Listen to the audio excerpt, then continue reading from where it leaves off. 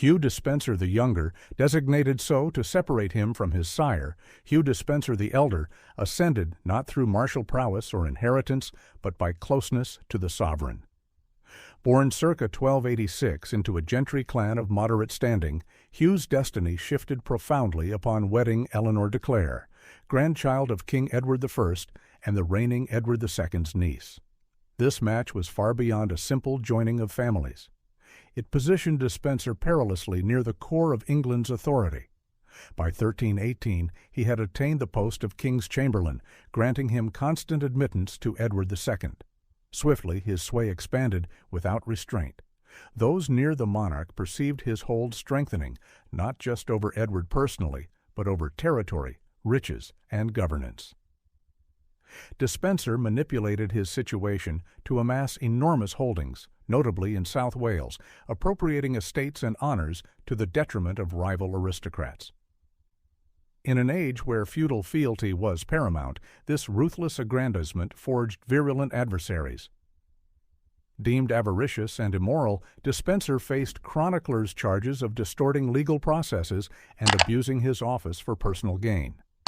The Vita Eduardi Secundi, a nearly contemporary record, observes how all men set their hearts against him due to his arrogance and misdeeds. It was more than envy, it was dread. Nobles formerly peers of the king saw themselves dispossessed of lands, subjected to unjust trials, and muted by Dispenser's influence. Edward II, perhaps too feeble or too spellbound, declined to check Dispenser's designs. The king's reliance on him verged on fixation. Parliament fostered bitterness. The barons, once accepting of royal partiality, considered Dispenser a menace not solely to their own stature, but to the realm itself.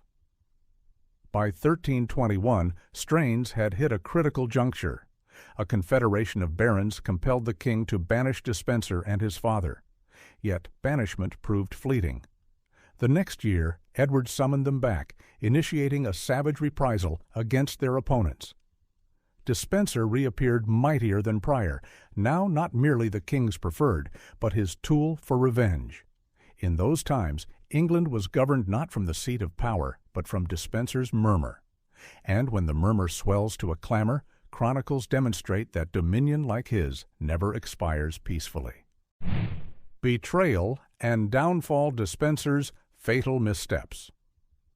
By 1322, Hugh Dispenser the Younger had effectively become England's paramount figure.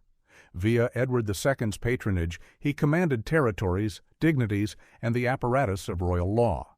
Yet with each man condemned, each adversary jailed or put to death, Dispenser cultivated another relentless antagonist. His gravest mistake was not aspiration, but the conviction that authority could guard him from retribution. England labored under his governance. Nobles and knights formerly enjoying royal grace were devastated by concocted allegations or corrupted tribunals. Dispenser wielded his power to seize domains and reassign them to adherents, or frequently to himself. In South Wales, he exerted quasi-independent control, imposing severe dominion over regional border lords. The historian Jean Lebel subsequently portrayed him as conducting himself as though monarch. However, Dispenser's unbridled supremacy forged an improbable pact. Isabella of France, Edward II's alienated queen, and Roger Mortimer, a potent border baron once incarcerated by Dispenser's command. In 1325, Isabella journeyed to France under the pretext of state business, yet truly she was preparing insurrection. She declined to come back until Dispenser was ousted, an ultimatum Edward rejected. That denial signaled the commencement of the finale. By September 1326, Isabella and Mortimer disembarked in England with a modest force. They were met not with opposition, but with unlocked portals. The aristocracy, church, and even populace had endured excessively under Dispenser's rule. Whole communities surged up backing the queen. As the revolt propagated like flame through parched land, Edward and Dispenser bolted westwards, frantically aiming for faithful lands in Wales. But no loyal soil remained. On November 16, 1326, near Llantrisant, Hugh Dispenser the Younger was apprehended alongside the fleeing king. The figure who had governed through terror and patronage now stood isolated, lacking defender or comrade. The Queen and her confederates understood that while Dispenser breathed, Edward's sway could revive. And beyond that, they knew the populace craved equity, not silent banishment, but a settling of accounts. A formal hearing ensued, yet the outcome was foregone. Dispenser faced charges of betrayal, larceny, and despotism. However, it was not the offenses per se that condemned him. It was the emblematic necessity to obliterate his influence so utterly it could never resurge. Thus, the man who mastered England via shrewd intrigue would be dismantled with equal calculation, not solely to chastise him, but to convey a warning. His ruin would be neither silent nor merciful. It would be crafted to expunge his heritage, to disgrace his remembrance, and to reclaim royal supremacy. The death, a gruesome spectacle of medieval punishment. It was November 24th, 1326, in Hereford market town. A roughly built gallows towered over the throng, and upon it stood a man whose name had turned emblematic of oppression, Hugh Dispenser the Younger.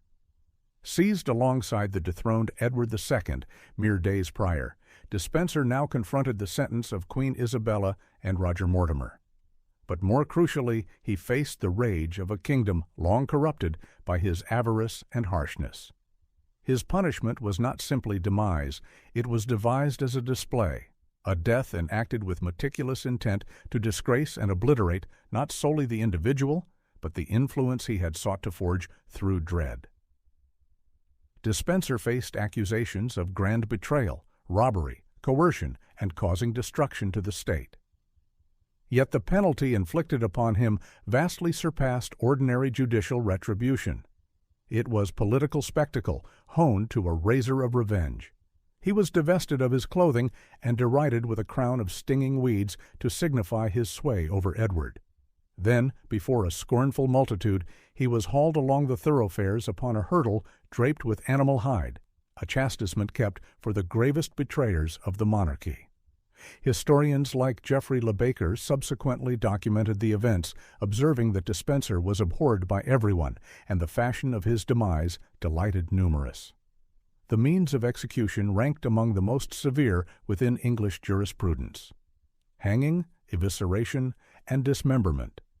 He was initially hanged, suspended by the throat, but severed from the rope before life expired. Still sentient, he was fastened to a frame, where, as per historical records, he endured an intimate mutilation.